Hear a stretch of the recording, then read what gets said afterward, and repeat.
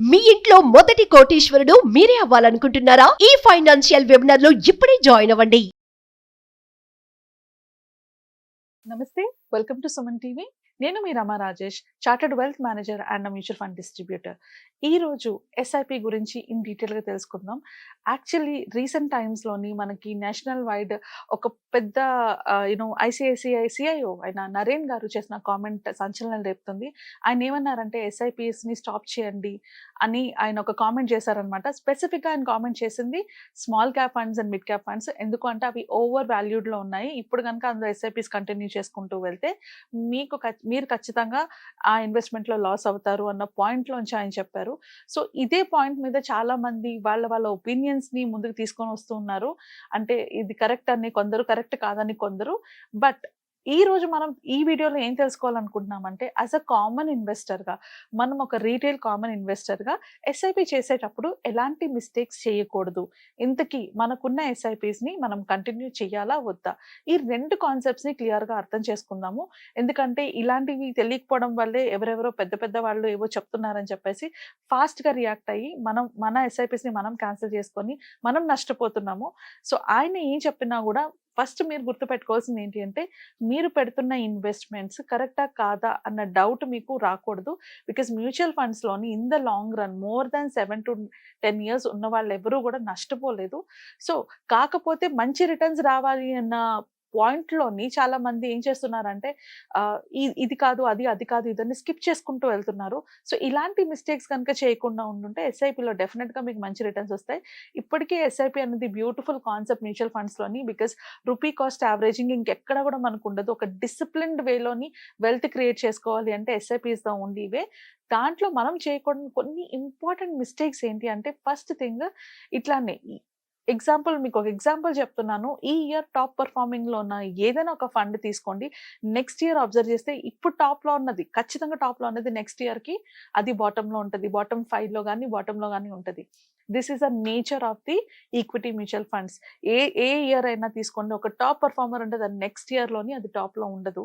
So అలాంటప్పుడు ఇది top performer కదా, నేను దీన్ని తీసుకుంటే నెక్స్ట్ ఇయర్ నాకు రిటర్న్స్ రావు. సో అలాంటప్పుడు నేను తీసుకున్న ఫండ్ కరెక్టా కాదా అన్న కన్ఫ్యూజన్లోని చాలా మంది ఏం చేస్తుంటారంటే ఎస్ఐపిస్ని స్టాప్ చేయడం కానీ విత్డ్రా చేయడం కానీ చేస్తుంటారు. బట్ ఒకటి గుర్తుపెట్టుకోవాలి, ఈ వాలటిలిటీ అన్నదే ఎస్ఐపికి ఒక అడ్వాంటేజ్, ఒక వరం అని చెప్పుకోవాలి. ఎందుకు అంటే ఎప్పుడైతే మనకి మంచి రిటర్న్స్ వస్తున్న ఫండ్లో ఇన్వెస్ట్ చేస్తామో అది పడినప్పుడు మీరు యూనిట్స్ ఎక్కువ కొనుక్కుంటారు. ఈ యూనిట్స్ గురించి ఇన్ డీటెయిల్గా ఈ వీడియోలో నెక్స్ట్లో ఎక్స్ప్లెయిన్ చేస్తాను. బట్ ఒకటి గుర్తుపెట్టుకోండి, ఎస్ఐపిని మాత్రం మనం top performing funds, bottom performing funds ప్రకారంగా కాకుండా మన గోల్ ఏంటి, దానికి తగ్గినట్టుగా ఫండ్స్ని సెలెక్ట్ చేసుకోవాలి. ఎప్పుడు కూడా ఫండ్స్ని సెలెక్ట్ చేసుకునేటప్పుడు ఇది టాపా ఇది బాటమా అని మానేసి ఏది కన్సిస్టెంట్గా మనకి రిటర్న్స్ ఇస్తుంది అన్న పాయింట్ ఆఫ్ వ్యూలో సెలెక్ట్ చేసుకోవాలి. సో అలాంటి ఫండ్ సెలెక్ట్ చేసుకోవాలంటే ఒక సింపుల్ రూల్ ఏంటి అంటే, మనం పెడుతున్న ఇన్వెస్ట్మెంట్ ఏ ఎస్ఐపి అయినా మనం పెడుతున్నప్పుడు ఆ పర్టికులర్ మ్యూచువల్ ఫండ్కి ఒక బెంచ్ మార్క్ ఉంటుంది. ఆ బెంచ్ మార్క్ ఫండ్ కన్నా మనం పెడుతున్న మ్యూచువల్ ఫండ్ ఎక్కువ రిటర్న్స్ వస్తే చాలు. అంతకు మించి టాప్ రిటర్న్స్, హైయెస్ట్ రిటర్న్స్ నాకు 18%, 20%, 22% రిటర్న్స్ కావాలి అన్న పాయింట్లోని మిస్టేక్స్ చేస్తూ ఉంటారు. గుర్తుపెట్టుకోండి, ఆన్ యావరేజ్ మనకి మ్యూచువల్ ఫండ్లో 12 నుంచి 15% కన్నా ఎక్కువ రిటర్న్స్ రావు. సో ఆ రిటర్న్స్ చేజ్లోని అంటే మనకు కావాల్సింది ఏంటంటే ఎంత లాంగ్ ఉంటే మనం వెల్త్ని క్రియేట్ చేసుకుంటాము అన్న పాయింట్లో ఆలోచించాలి. కానీ 20%, 30% అన్న రిటర్న్స్ బుల్ మార్కెట్లో వస్తుంది అండ్ ఇలాంటి బేర్ మార్కెట్లో పడిపోతుంది. ఈ రెండింటి యావరేజ్ మాత్రమే మీకు వచ్చే ఎక్కువ రిటర్న్స్. ఇప్పుడు బుల్ మార్కెట్లో 25% చేసిన ఫండ్స్ ఉన్నాయి, బేర్ మార్కెట్లో 5% కూడా చేయని ఫండ్స్ ఉన్నాయి. ఈ రెండింటి యావరేజ్ తీస్తే మీకు ఎంత వచ్చింది? That is what you're going to get. ఒక ఎస్ఐపిలో మనకు వచ్చేది అంతే, 12 to 15% నుంచి ఎక్కువ రిటర్న్స్ మనం ఎక్స్పెక్ట్ చేయకూడదు. ఆ ఎక్కువ ఎక్స్పెక్టేషన్స్లోనే చాలా మంది ఎస్ఐపిలను ఆపడం, విత్డ్రా చేసుకోవడం, లేదా వాళ్ళు ఏం చేస్తున్నారంటే ట్రేడింగ్ చేసినట్టు మ్యూచువల్ ఫండ్స్ చేస్తున్నారు. అంటే ఇయర్ ఫర్ ఎగ్జాంపుల్ లాస్ట్ ఇయర్లోని టాప్ పర్ఫార్మింగ్ ఫండ్ అయిన mutual fund Motilal Oswal mid క్యాప్లో 61% రిటర్న్ వచ్చింది. సో వెంటనే ఆ పర్టికులర్ ఫండ్ నుంచి విత్డ్రా చేసి ఇప్పుడు ఇంకో ఫండ్లో పెట్టుకుందామని తీసేస్తూ ఉంటారు. ఇలాంటి మిస్టేక్స్ చేసినప్పుడే మీరు ఎస్ఐపిలో మనీని కోల్పోతారు. ఎందుకు అంటే మీరు ఎస్ఐపి చేస్తున్నప్పుడు అది ఇంక్రీజింగ్ మార్కెట్లో ఉన్నప్పుడు మీకు నెంబర్ ఆఫ్ యూనిట్స్ తగ్గిపోతాయి. అది ఎప్పుడైతే డిక్రీజింగ్ మార్కెట్లో అంటే మార్కెట్ పడుతున్నప్పుడే మీకు యూనిట్స్ పెరుగుతుంటాయి. ఈ ప్రాసెస్‌లో మీరు అక్యుములేట్ చేసుకున్న యూనిట్స్ మాత్రమే మీకు కంటిన్యూస్‌గా అంటే మీకు రిటర్న్స్ ఇచ్చేది. బికాజ్ మన యూనిట్స్ ఎన్ని ఎక్కువ ఉంటే దాని వాల్యూ పెరిగినప్పుడు మనకి అంత రిటర్న్స్ వస్తాయి. సో పెరుగుతున్నప్పుడు ఇన్వెస్ట్ చేయడం, తగ్గుతున్నప్పుడు విత్‌డ్రా చేయడం ఆర్ స్టాప్ చేయడం is not the right way. అలా గనుక మీరు ఎస్ఐపీస్ చేస్తూ ఉంటే అది ఖచ్చితంగా ఆపకపోతే మీరు ఖచ్చితంగా నష్టపోతారు. అండ్ సెకండ్ పాయింట్ ఏంటి అంటే లోన్ అంటే ఇప్పుడు మార్కెట్ బాగా తక్కువలో ఉంది. ఇప్పుడు మీరు ఇన్వెస్ట్ చేసుకుంటే మంచి రిటర్న్స్ వస్తాయని చాలా మంది ఇన్‌ఫ్లుయెన్సర్స్ చెప్తూ ఉంటాము. అండ్ మేము కూడా చెప్తూ ఉంటాము. కానీ గుర్తుపెట్టుకోండి, మన దగ్గర క్యాష్ ఉన్నప్పుడు అంటే ఇన్వెస్ట్‌మెంట్ కోసం ఎక్స్‌ట్రాగా మనీ ఉన్నప్పుడు మాత్రమే ఇన్వెస్ట్ చేసుకోవాలి. అలా కాకుండా లోన్‌లు తీసుకొనొచ్చి ఎమర్జెన్సీ ఫండ్‌ని రిమూవ్ చేసి ఇలా వాటిని తీసుకొచ్చి ఇన్వెస్ట్ చేయడం రైట్ కాదు. మీ దగ్గర డబ్బులున్నాయి. ఎక్స్‌ట్రా డబ్బులున్నాయి. నేను ఇన్వెస్ట్ చేయాలనుకుంటున్నాను. అలాంటప్పుడు ఇలాంటి ఫండ్స్‌లో పెట్టుకున్న ప్రాబ్లమ్ ఉండదు. అలా కాకుండా వాళ్ళని వీళ్ళని అడిగి అప్పులు తీసుకొనొచ్చి లేదా ఎమర్జెన్సీ కోసం దాచుకున్న డబ్బులు తీసుకొచ్చి వాడడము. లేదా పిల్లల స్కూల్ ఫీస్ కోసం ఇంకొక 4 నెలల తర్వాత అవసరం ఉంది కదా! ఇప్పుడు అవసరం లేదు కదా! అని వాటిని తీసుకొచ్చి పెట్టడము. ఇలాంటివి చేసినప్పుడే మీరు ఎక్కువ లాస్ అవుతారు. సో, ఎస్ఐపిని చాలా సింపుల్‌గా ఒక గోల్ కోసం పెట్టుకొని దానికి కావాల్సినంత అమౌంట్ ప్రతి నెల కట్టుకుంటూ వెళ్ళిపోవడం అంత ఉత్తమం ఇంకేముండదు. కానీ మనం ఏం చేస్తాము మధ్యలోని దాన్ని పెంచడం, తగ్గించడం, లేకపోతే ఆపేయడం ఇట్లాంటివి చేయకూడదు. ఏది అతి మంచిది కాదు. అతిగా ఇన్వెస్ట్ చేసేయడం కరెక్ట్ కాదు. అతిగా విత్‌డ్రా చేయడం కూడా కరెక్ట్ కాదు. సో, ఒక ప్రాపర్ డిసిప్లిన్డ్ వేలో ఎళ్ళాలి. సో, ఇలాంటి మిస్టేక్స్ చేయకుండా గనుక మీరు ఎస్ఐపిని ఒక గోల్‌కి అసోసియేట్ చేసుకొని, ఆ గోల్ కూడా ఎంతుండాలి? మినిమమ్ 7-10 ఇయర్స్ ఉండాలి. 5 అబోవ్ ఉన్నా పర్వాలేదు. బట్ స్మాల్ అండ్ మిడ్ క్యాప్‌లో పెట్టేటప్పుడు 10 అబోవ్ ఉండాలి. స్మాల్ అండ్ మిడ్ క్యాప్ కాకుండా నార్మల్ ఈక్విటీ అంటే లార్జ్ అండ్ ఫ్లెక్సీ క్యాప్ ఇలాంటి వాటిలో పెట్టుకునేటప్పుడు మనకి 5-7 ఆర్ 7 అబోవ్ ఉంటే ఇంకా బెటర్. అలాంటి టైమ్ పీరియడ్ ఉన్నప్పుడు మాత్రమే మ్యూచువల్ ఫండ్స్‌లో ఇన్వెస్ట్ చేయండి. 1 ఇయర్‌లోనో, 2 ఇయర్స్‌లోనో రిటర్న్స్ వస్తాయని మ్యూచువల్ ఫండ్స్‌లో ఇన్వెస్ట్ చేయడం అబ్సల్యూట్‌లీ రాంగ్. అది కరెక్ట్ కాదు. అలా చేయడం వల్లనే ఎక్కువ మంది లాసెస్ అవుతూ ఉంటారు. ఇప్పుడు కమింగ్ టు ది కాన్సెప్ట్ నేను చెప్పాను కదా! మీకు యూనిట్స్ ఎట్లా వస్తాయి అని ఎక్స్‌ప్లెయిన్ చేస్తానని. సో, ఇక్కడ మీకు ఒక ఫండ్ తీసుకున్నాను. ఆ ఫండ్ డీటెయిల్స్ నేను ఇక్కడ మెన్షన్ చేయలేదు. ఒక ఫండ్ తీసుకున్నాను. ఆ ఫండ్ నేను ఎవ్రీ మంత్ ఎస్ఐపిలో పెట్టుకుంటున్నాను.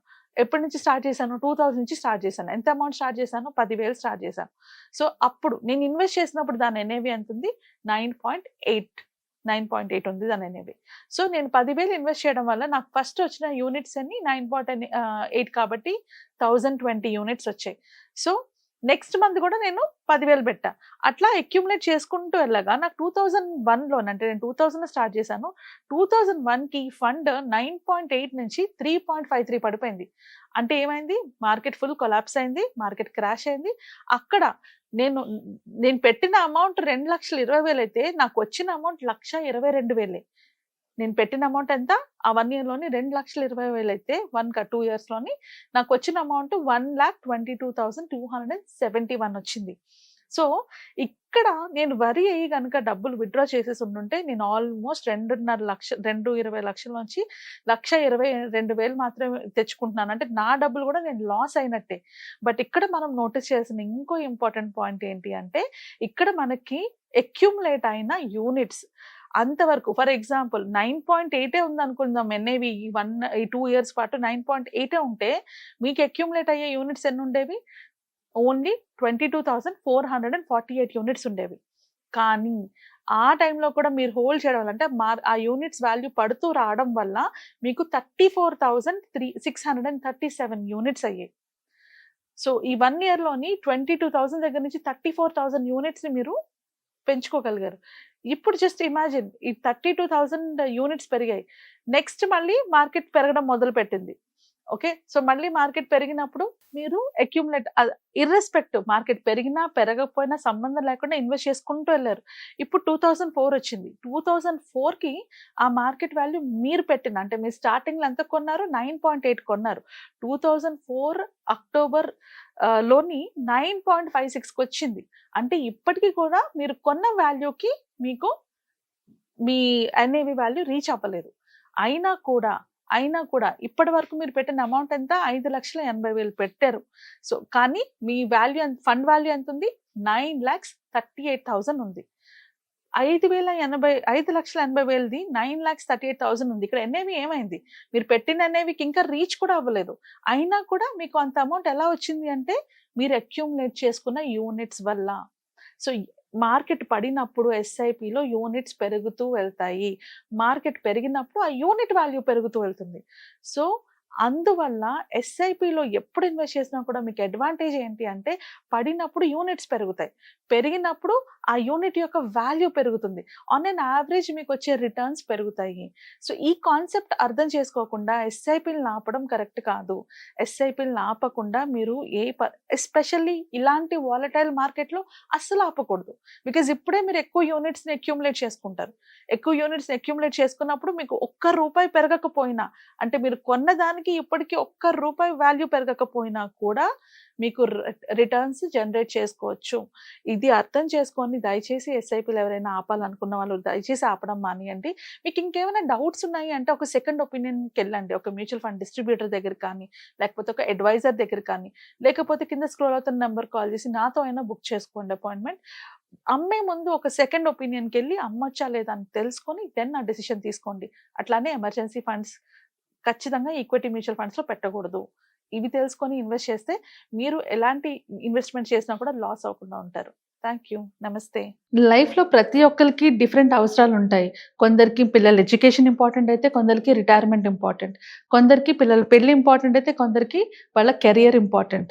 సో మన లైఫ్‌లో మనకొచ్చే ప్రాబ్లమ్స్‌కి, మనకొచ్చే గోల్స్‌కి ఎలాంటి ప్లానింగ్ అవసరం. అలానే ఆ ప్లానింగ్‌లోని ఏమైనా ప్రాబ్లమ్ వస్తే ఎలాంటి స్ట్రాటజీస్ ఉండాలి.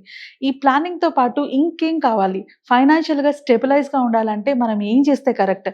ఇలాంటి ఎంతో ఇన్ఫర్మేషన్ అంతా కూడా మనం కండక్ట్ చేయబోయే వెబినార్‌లోని డీటెయిల్‌గా తెలుసుకుంటాము. మీ ఫైనాన్షియల్ ప్లానింగ్‌తో పాటు, ఇన్స్యూరెన్స్ ప్లానింగ్‌తో పాటు ఎలాంటి ఫండ్స్‌లో పెట్టుకోవాలి, పెట్టుకుంటే ఎలా ఎగ్జిట్ అవ్వాలి, ఇవన్నీ కూడా నేర్చుకుంటాము. నా పేరు రమా రాజేష్. నేను ఒక చార్టర్డ్ వెల్త్ మేనేజర్‌ని. సో నేను కండక్ట్ చేయబోయే ఇన్ఫర్మేటివ్, ఎడ్యుకేషనల్ వెబినార్‌కి రిజిస్టర్ చేసుకోవడానికి కింద స్క్రోల్ అవుతున్న నంబర్స్‌కి కాల్ చేసి కనెక్ట్ అవ్వండి. మీ ఫైనాన్షియల్ సెక్యూరిటీ మీ చేతుల్లో తీసుకోండి. Thank you.